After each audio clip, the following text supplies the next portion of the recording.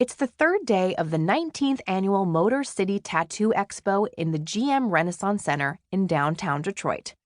And I'm on my 72nd straight hour of immersion in tattoo subculture. I've learned about the latest advancements in ink color, needles, and removal procedures. I've learned to not ask about the significance of names, because those conversations tend to turn to children, the deceased, or deceased children. I've also learned to not ask how many tattoos people have, because when you start doodling and wind up with a page full of interconnected scribbles, the correct answer to the question, how many drawings are on the page, is both 1,000,000 and 1. I've lost count of how many times I've been approached by artists making suggestions about how they'd cover the rare blank canvases that are my arms and neck. Like portly men descending upon a European beach, the tattooed are quick to expose skin upon entering a non-judgmental environment. There are flames, there are fairies, there are flags, so many skulls. Not only have I never seen so much living body art in my life, but it's multiplying.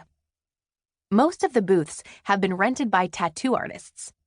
The air squawks, buzzes, and hums with the sounds of needles leaving permanent marks. Blank butts and upper arms enter, emerging colored and transformed.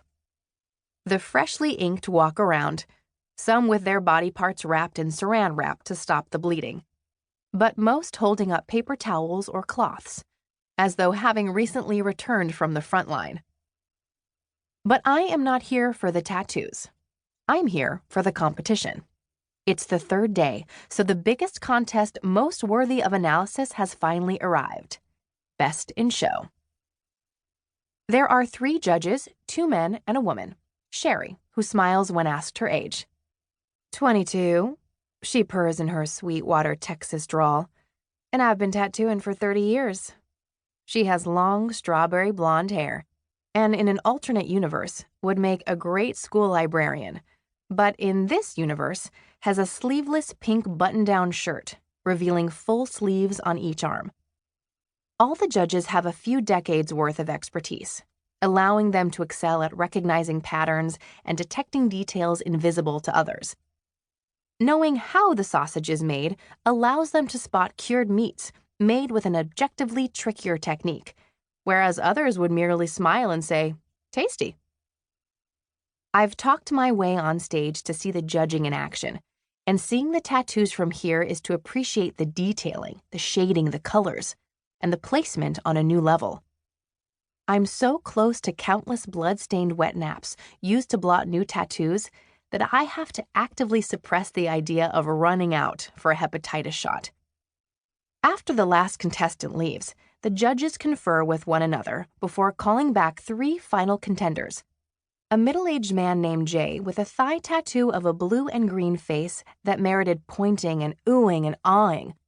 A cute boy with an even cuter blue jay on his forearm. My gaze follows, confirming my undying love for brunettes with nice arms. And a friendly-faced girl named Tanya, with a brightly colored gecko on her left forearm. The judges peer at the inked flesh yet again, their mouths agape. The finalists leave. Those on stage huddle to pick a winner. The judging for Best in Show starts with a strongly worded campaign against the face led by Mike Siderio. I don't know about those colors.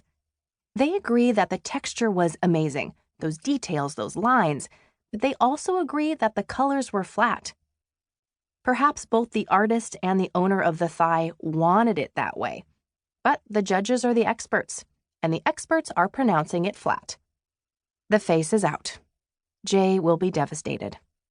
Alas, the only tissues around the stage are covered in blood. The blue jay. The branch and feathers were amazing, but the detailing of the stomach was a little soft and underdone. Of the 3, the blue jay was my favorite. It's possible that the guy who served as its canvas, who is currently somewhere out there breaking hearts, swayed my opinion of the tattoo. The last. Those gecko hands were super detailed, Sherry says, nodding. It gets at least a 0.5 point higher. It had more impact. says the gray ponytailed Brian Everett.